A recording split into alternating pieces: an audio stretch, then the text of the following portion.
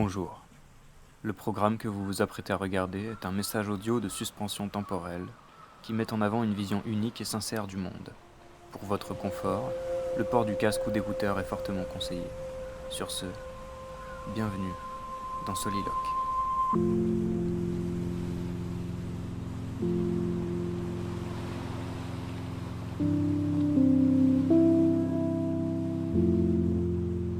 Roches, sable et eau forment ensemble le grand corps de mon univers. Pendant des années, j'ai couru à travers lui pour mettre un œil dans chacune de ses aspérités, parcourir de mes mains sa peau d'écorce, plonger mes orteils dans ses mares cicatrices.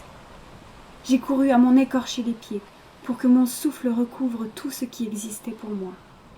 J'ai aimé ce terreau noir comme ma propre vie. Mais aujourd'hui, c'est la révolution. La plage et les bois crépitent et la clameur s'élève. Des cadavres de bois allongés sur le sable. Rien à faire. Je ne connais pas les hommes. J'en ai peur sans doute, mais je n'en souffre pas. Je connais la peur. Comme ce jour où elle a surgi en moi, en poussant comme une mauvaise herbe entre mes cuisses, pour grandir dans mon ventre et finir dans ma poitrine sous la forme d'une main animale agrippant mon cœur. Je transpirais de colère et de désespoir.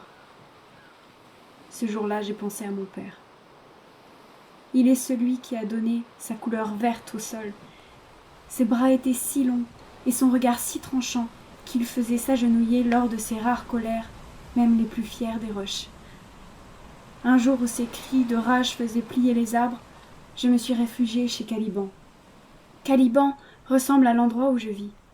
Un épiderme d'argile sur laquelle pousse une flore abondante, un silence rythmé par un souffle brûlant.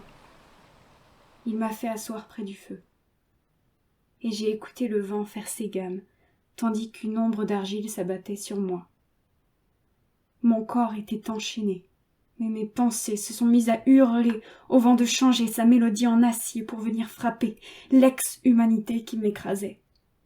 Puis j'ai eu peur, et tout s'est arrêté. Un instant après, les murs de la cabane se sont changés en flammes. L'anti-homme s'est alors roulé au sol, grognant de terreur, et moi, je me tenais droite, au milieu des flammes. J'ai aperçu mon père dans l'encadrement de la porte. Il pleurait. C'est là que j'ai compris. Lui qui se disait capable de tout voir, n'avait rien vu venir. Trop préoccupé à faire tomber la foudre, il en a oublié l'orage qui s'abattait sur mes hanches. Comme un vase, au bord du trop-plein, j'ai couru. Jusqu'au point le plus haut, les poings serrés devant la face assombrie du vieux fourbe Poséidon, j'ai hurlé ma rage dans l'espoir qu'elle embrase cette île dont l'enfant m'avait trahi. Je voulais brûler ce caillou dur et froid comme le cœur de ces hommes. Mais je n'ai eu que le souffle mélodieux d'aura sur mon visage pour seule consolation. C'est donc avec la brise pour seule confidente que depuis ce jour je monte jusqu'au point le plus haut lorsque le doute m'assaille pour me livrer à elle. Je m'y retrouve aujourd'hui suite au doute que suscitent les révélations de mon père sur sa déchéance et l'arrivée de tous ces inconnus. Aura, mon ami, l'âge a fortifié mon corps et ma chambre m'est devenue plus petite. Je me méfie toujours des hommes, mais je n'en ai plus peur. Pourtant, il y a un mal dont j'ignore encore tout. Alors, brise, souffle-moi ta sagesse. Dis-moi ce que c'est d'aimer.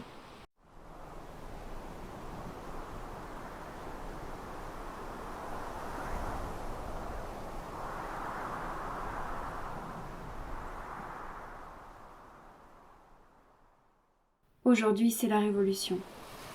Le vent qui souffle vient mouiller mon regard, et mes pleurs se joignent à ceux d'un naufragé.